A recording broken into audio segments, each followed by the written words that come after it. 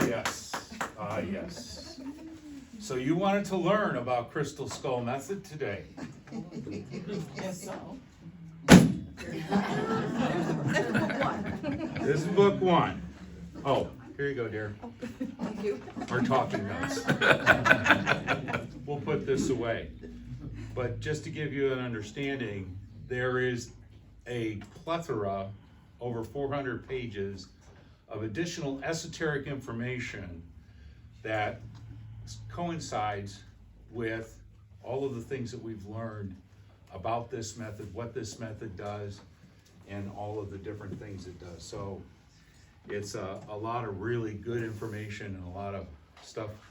We're not gonna go into all that detail today though. She'll throw something at me. So to lead off, what is Crystal Skull Method? Crystal Skull Method activates 32 soft points on the skull through a specific sequence of sacred geometric patterns through primary activation of the pineal, pituitary, and thalamus glands. CSM promotes quantum healing, longevity, and expanded consciousness. So, what was I going to say after that? Come on, here's my cue card.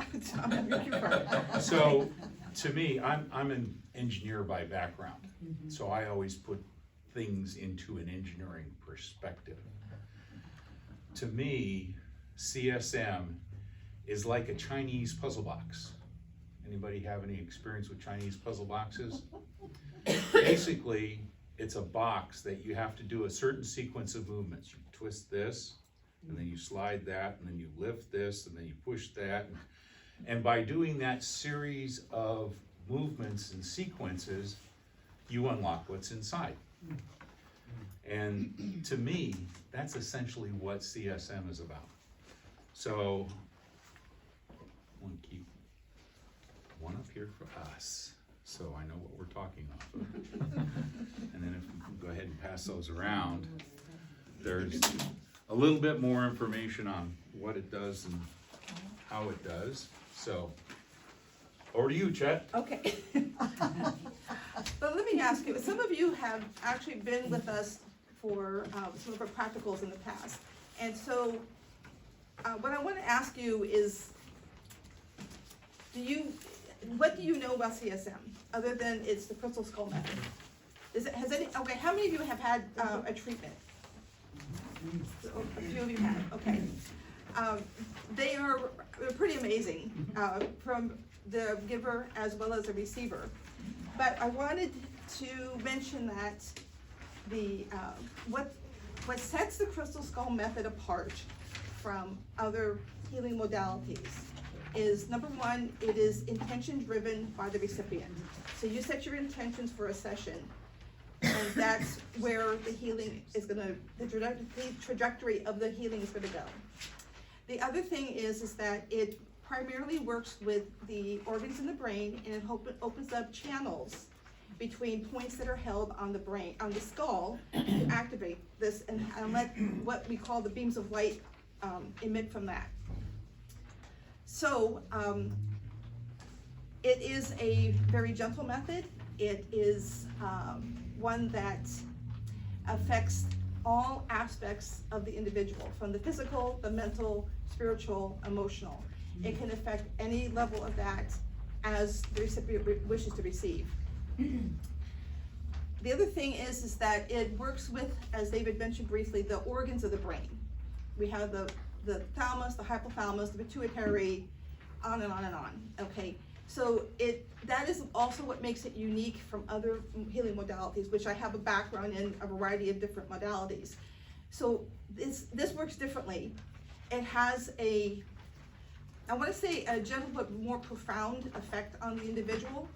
And all the people that I have worked on in the years since we started doing this method as a student, I've always found that it results in very impressive positive changes in the individual. Whether they are not having headaches anymore, like my chronic migraines, some of the other things that we have heard of with all the students in the group is the one that stands out the most is an individual was working on an older gentleman doing the CSM, and the initial grouping is like 3 sessions. By the 3rd session, previously he was using a hearing aid. By the 3rd session, he did not need the hearing aid anymore. So you can have profound changes, positive impacts on, like I said, on any level. So I think, yeah, see, Go. that's a segue move. Yeah. So one of the things, and we've had several speakers over the course of this month talk about different aspects of healing, and one of the things that is uniquely different from CSM, that is different from what some of the other folks have said, we don't run energy.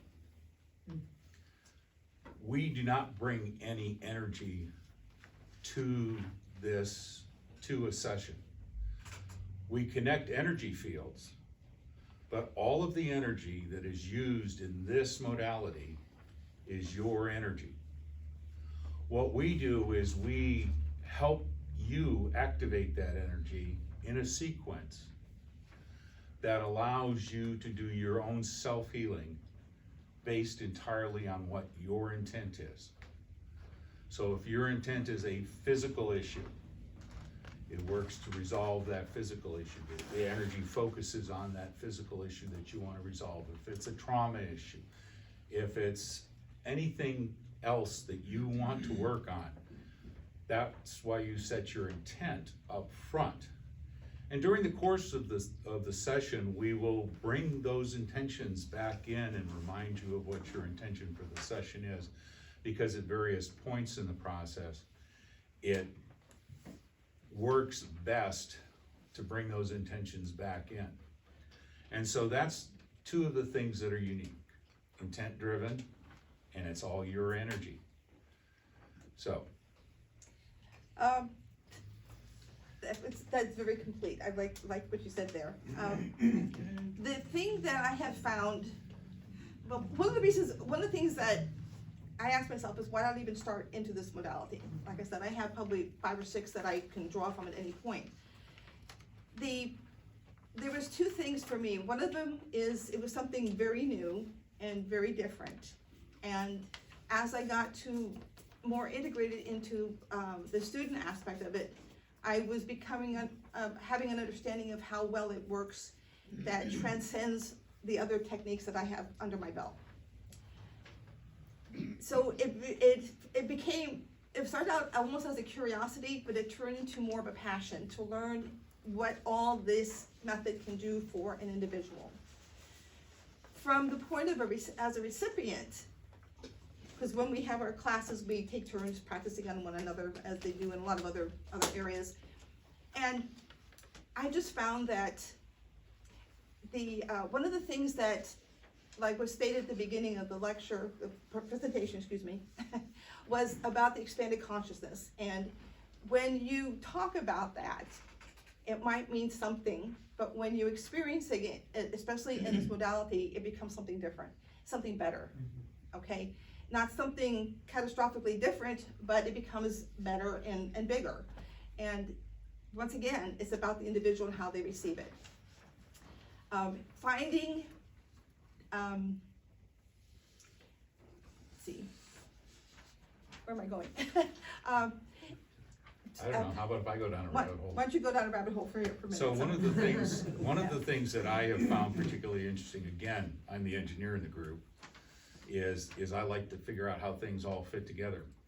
And one of the aspects of CSM is that when you map CSM and how it works, and then you take other ancient healing techniques like acupuncture, acupressure, Ayurveda, and any plethora of other healing modalities, there's a coincidental mapping of the points that we use to the points that they use.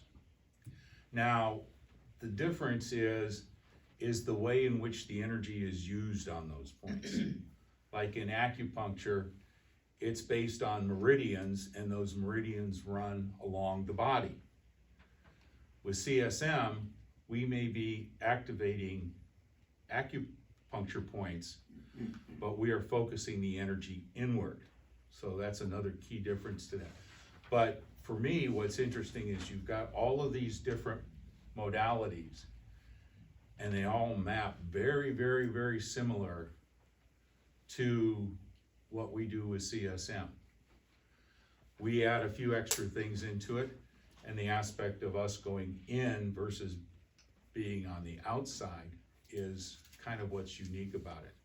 The other aspect of it is when you talk about the neuroanatomy aspect, because we are working on having energy affect glands within the brain, and you take the neuroanatomy piece of it and you look at the history of art in neuroanatomy, and it's amazing how far back art has represented aspects of the brain and how the brain functions.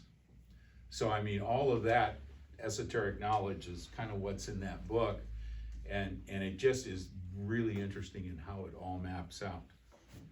So another aspect, we talked about the sacred geometry. If you look at your pages, on the top here is something called the Sri Yantra. It's a Hindu-based, I want to say modality, but it's not really a modality. It's something that they use in their meditation, and every piece of that means something. One of the things that I found very interesting is there's a device called a tonoscope. I think that's the right term for it. And if you put sounds into a tonoscope, they create images. Well, guess what creates this image? Om. So if you put Om into a tonoscope, it creates the Sri Yantra. Yeah. And this is how we overlay sacred geometry into the body for CSM.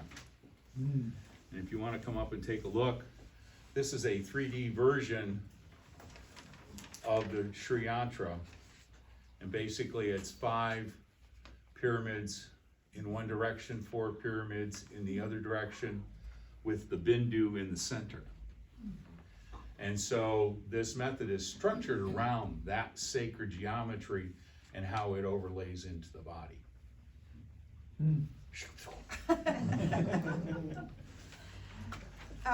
This crystal skull method is a very yin type of an energy work. Means it's more gentle, it flows, and I want to go back to what David said earlier about his vision of the Chinese puzzle box within the brain, how it opens up the different pathways. For me, for some reason, I actually perceive it a little differently, and I see it as opening channels but letting it flow. So it's more, mine is more of a water image, for his is more of a mechanical, which just relates to our background of education. But it's the same result. It's the same result. And it has, I just can go on and on about the benefits that I've seen with this. We have seen people that have been helped with PTSD, brain injuries, chronic pain, just the list just goes on and on. And it's always fascinating to me to see how well the individual's intention gets manifested during the course of these things. And sometimes there's a spontaneous healing, sometimes it takes a little bit more, but it all depends on just how the energy that you are moving through, getting moved through your body from your own direction does the work. And that is one of the most fascinating parts of watching people receive this method. So I'll share a personal experience. About 15 years ago, something like that, I was diagnosed with neuropathy in both of my feet. Basically from about the mid-calf down, which means 2 things. One, there are aspects of it where I can't feel anything. And 2, there are aspects of it when my feet are hypersensitive. In other words, I wasn't able to walk across the floor without shoes, because if there was so much as a speck of gravel on the floor, it would send me through the roof. I went through every test that they could come up with in Western medicine to try and figure out what the root cause of that was, and they could find nothing. Absolutely. Yep, you're stuck like Chuck. Gonna have to live with it. Sorry about that. Have a good day. So, having been through this, because as a practitioner, we also work on each other, and my intent has always been to do self-healing and try to resolve my neuropathy.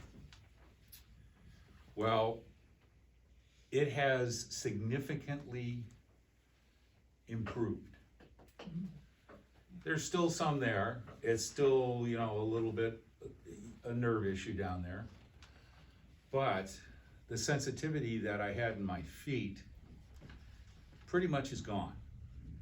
Gone to the point where this last year when we were in Hawaii for our training this year, one of the things we do is a closing ceremony out on the rim of Kilauea Crater.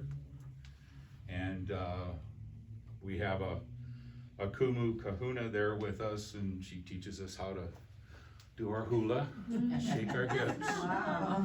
Yeah. And that was another aspect of the healing. Apparently there was a blockage in my hips that affected my feet. We took care of that. But she taught us all this stuff, and then we made traditional offerings to Pele at Kilauea. And for the first time, I was doing that barefoot on the lava rocks. Wow. Wow. Yeah. Yes, Huge. really big. And also because in another session, we took care of whatever was blocking down here in the hips and the back. The next day, I was out skipping across the lava rocks, lava fields like a goat. And I hadn't moved like that in ages. Wow. But I mean, that's what it's done for me. And again, it's intent driven. My intent is to heal myself. And so it allows me to pay more attention to my own personal healing. So, shall we? Yes, we should, but I want to also mention too, that one of the key things that came out about what David just described is it increased his sense of balance in a really huge way. And so, anyway, but that's the other thing, is that there is emotional, spiritual, and physical, and on balancing that goes on with this method. And it's just quite fascinating to see how well people just recover what they've had, you know, what it really is there under the layers of all of the emotional, physical pain that they might be going through. So it is pretty phenomenal. Anyway, this next part of our discussion, we're going to be showing you a little something very cool. This the reveal time? This is the reveal This is the time. reveal. This is the reveal. So, as part of, since David's the engineer in the family, he designed and created this off of a very simple basic prototype, okay? And this serves two different functions. Number one, this is our graduation hat that we wear when we have finished our class. Number two, it gives a really good picture of what the beams of light that we talk about and where they're positioned on the head. And so this is a really cool thing. So go ahead and show this. So how about we get a countdown? 3, 2, 1. Now, I have to ask. Yes, I You made did. that. That's how you made it. I have to ask an honest question.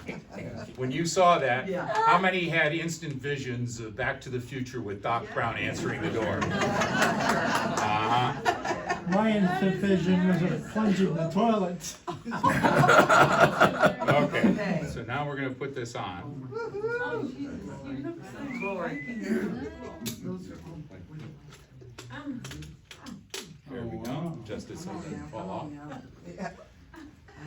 So no, this is not a requirement to wear when we do a session. Oh, Just heck saying, not. But, Extra credit? has anybody heard of Drumvalo McKeeseldeck?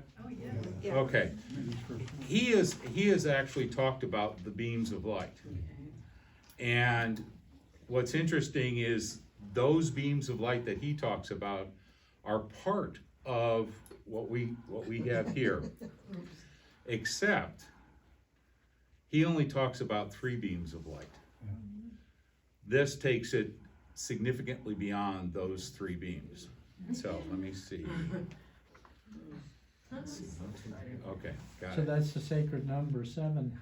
Well, there's 32 points But in there's- combinations. but Well, there's- actually, there's one more that's supposed to be off the back. Ah, And then there are beams of light that come out of other places that we don't have beams of light for. One of them is our mouth and the other is our sacrum. Yeah, we're not gonna go there. But, Not yet. so this is where the beams of light would be. And what we do is we activate them in a specified sequence. And the ones we're gonna talk about today and the ones that are represented by this hat are the ones for level 1 CSM. And so let's see if I've got this. No?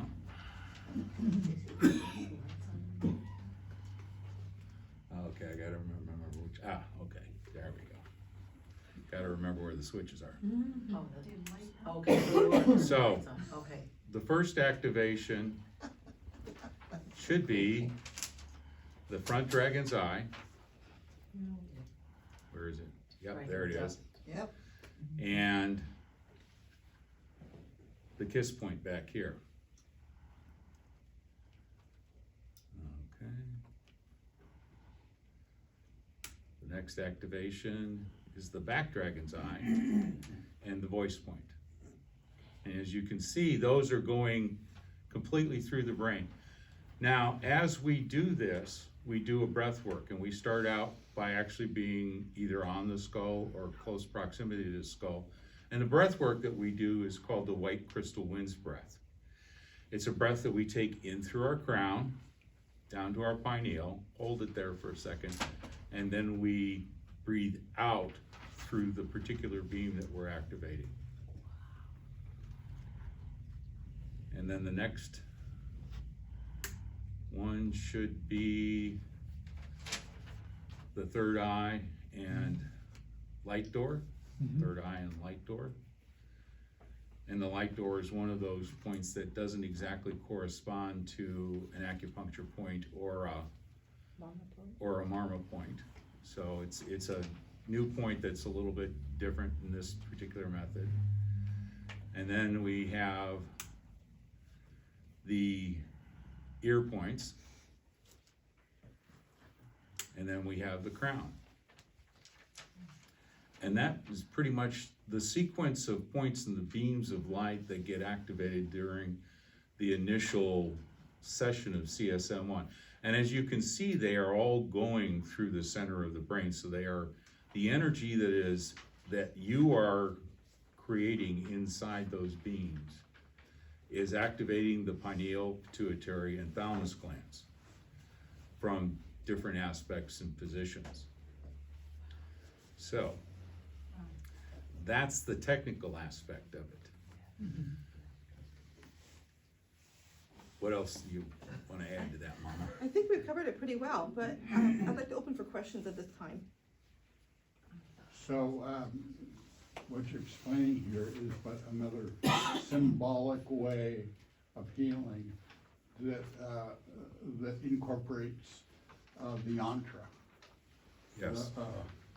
And so, if one has the ability then to imagine, to see, feel, and experience the yantra, they can they can activate what you're, talking about here, right? What is the antra? What The they showed yantra? there in The Sri yantra. Sri yantra. Yeah, it's this right there. So by moving in and out of that, symbolic language, for lack of a better word, Yeah, that then you can, have this, back to the future, you can get back to the future, right? You can go back and forth in time perhaps, you know? don't know that I've experienced that But it- specifically. Yeah, but there it is. But one of the things that I wanted to point out, particularly about the Sri Yantra, is if you look at the diagram, you can see in that diagram, where if you kind of go around the diagram where the blue triangles are, you'll see that it basically is the outside edge of an octahedron. And in the Sri Yantra, there are 4 octahedrons that exist. And in Hinduism, those octahedrons have a specific purpose to them. The outermost one is to balance inner energy streams. The next one in balances life force. The third one, which we haven't addressed yet in any CSM, that's going to come in CSM 3, is balancing digestion. Not sure how they define digestion. And then the fourth one, which is actually part of CSM 2, is balancing inner perception. And if you look at what's going on in the world today, and in our own lives, one of the greatest challenges that we all have is balancing our inner perception of the way we see things.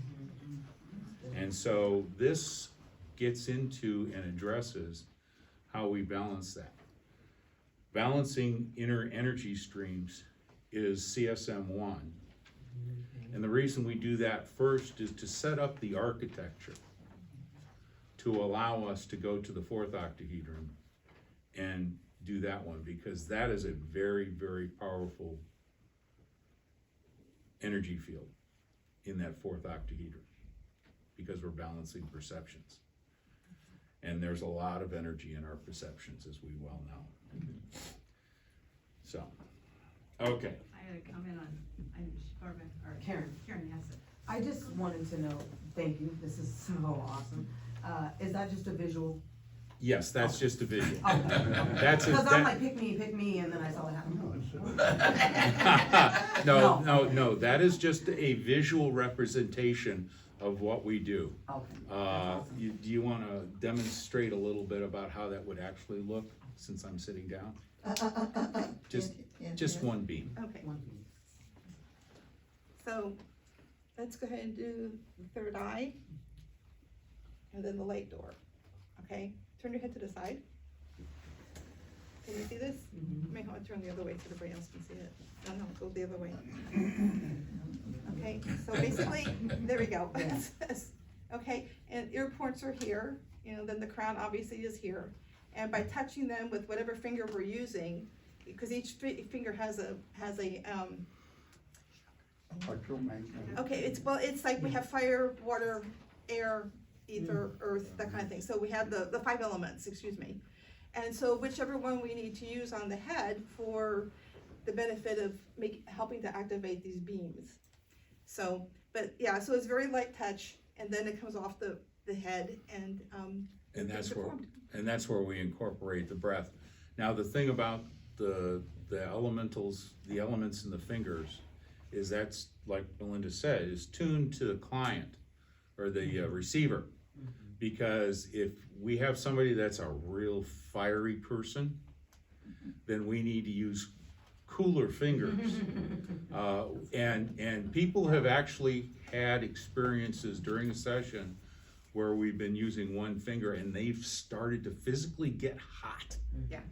And we've had to cool that down, we've had to ground them. That's one of the other aspects, is we always make sure that everybody's very well grounded throughout the course of the session. And see, this is one other area that I find that it's further apart from some of the other modalities is that we tend to be, when you were in a session, you're sitting up, you're awake. It's not like you go to like a massage or whatever, and you have a little nap or whatever. But it has a relaxation effect because we are working in concert with the recipient, going, how does this feel? If there's too much pressure. So there is some feedback so that we can make the session as beneficial to the recipient as possible. So it's a lot of give and take because we need to know where you are. Like, are you feeling too hot? Are you not, or are you feeling too much up in your head, like not grounded? All those things we can help to balance out for the benefit of a good session. Thank you. Is there any questions? So where did the name Crystal Skull come from? That's very good. I find that when I talk to most people about this, they think of the crystal skulls that are become popular, like the Mitchell Hedges skull, et cetera, et cetera. This was actually a title that was devised by the founder of the method, and she felt this it represented what the trajectory, what the benefit of the method can do for the brain and for the skull. Who was And if I it? remember correctly, it was also part of the channelings, because it's based on 32 points on the skull. Who did you say the founder was? White Eagle from Okay. the Willing Rainbow. Yeah. I, I've read some about this, and I know about Drupal. And I seem to recall there's a method where the one hand has negative polarity and the other hand has a positive polarity, and, That's based on his method. okay. Well, the other part is there is some attention to that with regards to where we place our hands and which side of the body we're standing on, because with the yin and the yang energy, you want to make sure that you have the right hand on the right side. So the left hand is generally yang and the right hand is generally yin. And so for pretty much all of the points, there are one or two exceptions. If it's on the yin side, it will be the right hand touching, and on the yang side, it would be like, for instance, for the third eye and the kiss, the right hand would be touching here because that's a yin channel, and the left hand would be touching back on the kiss because that's a yang channel. So there is some similarity in that aspect of the positive, negative, yin yang. I remember reading the book that everybody has these, but they're like a little wisp of smoke. And when you work on them, you develop them, increases your sensitivity and your awareness. Have not seen that manifestation or heard of that in this particular method. That may be something unique to Drum Below. Yes, Tom? I had a couple observations. So this symbol here is, if you look at it, is made up of all kinds of pyramids, right? Pyramid energy, ancient wisdom, galactic, wherever you want to call it, but even the pyramid energy that we have, and it's all conductivity, right? That's what, when you mentioned that, you said most people are dealing with an outside influence and they're going within to work with it, because that's where we're all in. If something's out of whack, it's mostly all within our circuitry right here. And once you adjust that and it becomes all in alignment, it's amazing how things just kind of fall into place. It's very true. Yes. And there is a lot of reference to the pyramids and the creation of pyramids in this method, and how we expand those pyramids and how they interact with each other as part of the formation of the octahedrons. Yes? So if I heard you right, you do 3 sessions? So this is designed to do 3 sessions at level 1, 3 sessions at level 2, and then when level 3 is developed, because this is an ongoing process. Right. And matter of fact, we're gonna be working on developing 3 next year. there'll be 3 sessions there. But essentially what we're doing right now and what we're opening up to is that we're gonna be offering, 3 free sessions. Okay, so if you would like to participate in this, we do ask for 3 sessions, preferably about a week apart. There will be no charge, of course, and that you can experience it that, and then give us feedback on what you're having, and, see how it works, and get your intentions resolved. But eventually, when the program is completely developed, there will be 3 sets of 3 sessions so that it can take you through the entire, all the octahedrons and all the parts of the brain and the triantra and all the other things that we're putting together. So that's what it's going to be. But right now, for this time period, since we are advanced students, but we are still students, and we are looking for people to volunteer for receiving sessions. So just to clarify that just a little bit, we're actually doing case studies as part of our certification for level 2. Now, if you've done sessions with us before, those were CSM1 sessions, and you can go right into CSM2. If you haven't done sessions before, then what we're gonna do is we're going to add 1 or 2 sessions to that to do CSM1 on you, to allow you to feel that, experience that, and to align your body and mind and spirit with that process. Because what we found is that the aspect of CSM2 is very, very, very powerful, and you need to have everything in that framework to move to that next level. If we went right straight to that level, it would create some issues. Possibly create some significant issues. Yes, sir. Where does the term crystal skull fit into this? Again, I think that was something that was channeled to White Eagle as far as what this would be called. But the whole idea of it being, it's 32 points on the skull, so it's focused on the skull. And I think it's craniosacral. Yeah, I know, it's CSM is craniosacral method, crystal skull method. So that's the best answer that I can, I don't know that there's really a good connection other than that. And I think you had a question as well? No, I was just volunteering. Okay.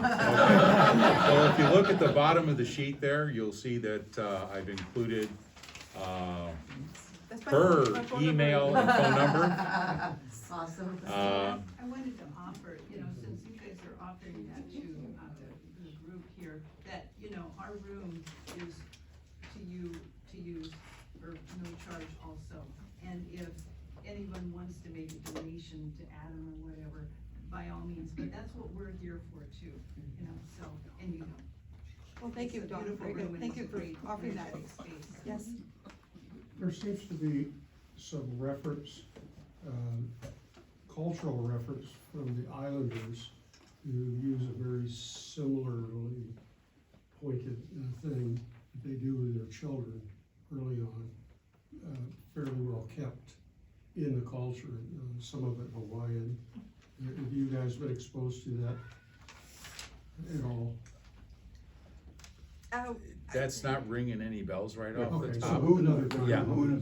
Okay, there is definitely a Hawaiian influence. We do have the classes in Hawaii, and so there's things that kind of filter through there. But it's not limited to just that, because the founder that created this method is in the process of creating this method, has draws from, energy and cultural influences that have come into it as well. Right. So, but, and so many ancient forms of energy work and treatment and whatnot, so. But you too can experience the. Yes. You too can experience Yeah. the back and forward in time. And, So would you say that your role in doing, when you're holding the points, is you're like the energy conductor? You're not running energy, but you're like connecting the circuit like a transformer. would you say that might be something, with the intention, or,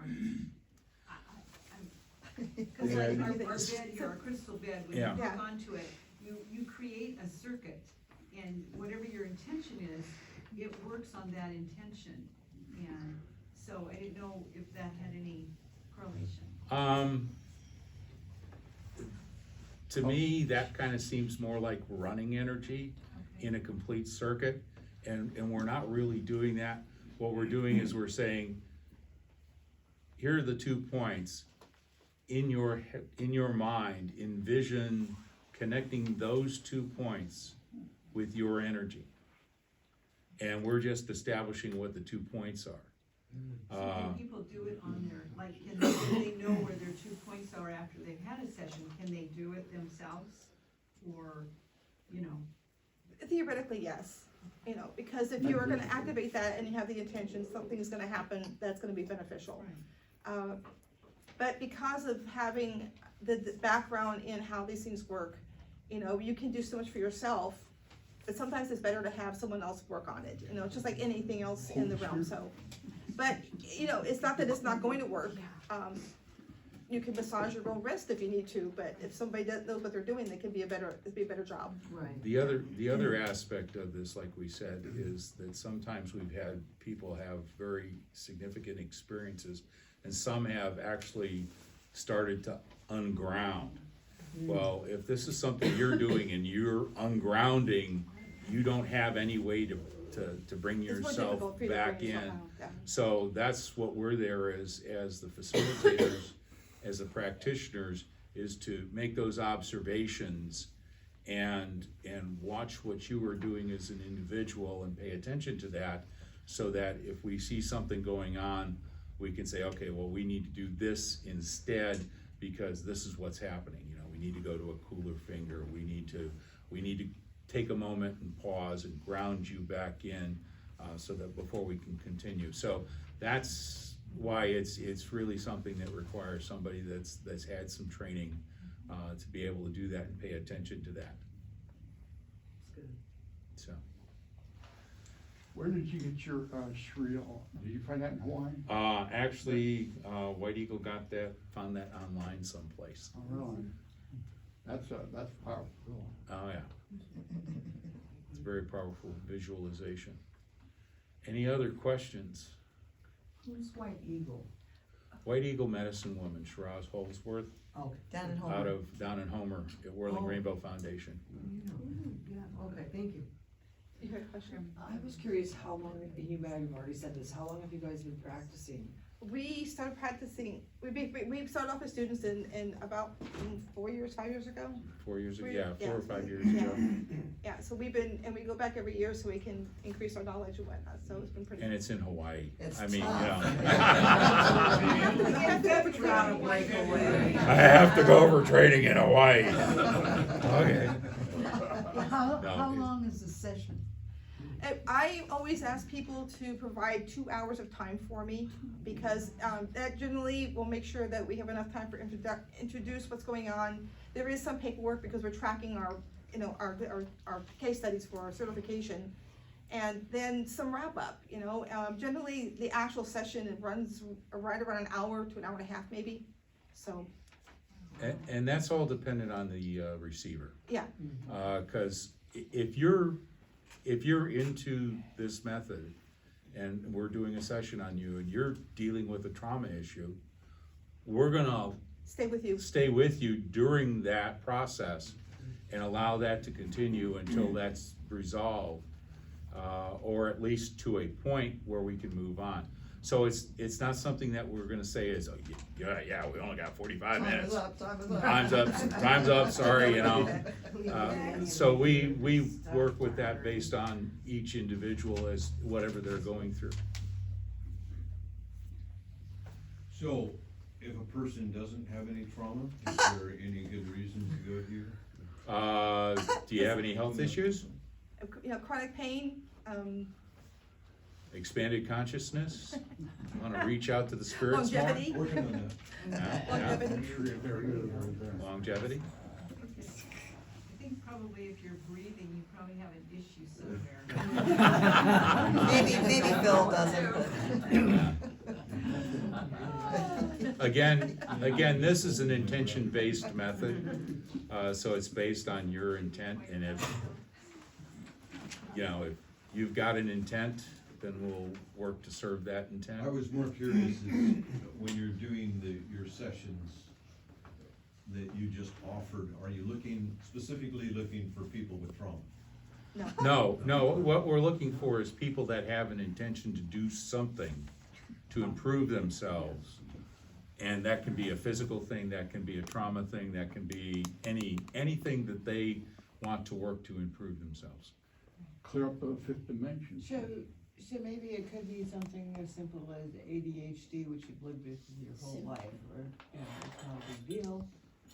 But Absolutely. Absolutely. Because that's all about the brain, it's all about the brain. That's all about the brain and how the brain works, and maybe it's. it's very busy up there. Yes. That could be something that could be worked on, yes. I liked your hula story. And the ability to dance again, sing and dance. Oh, yeah. Live. On the lava rocks, no less. Yes. Yes, it's pretty amazing. Well, thank you so very much.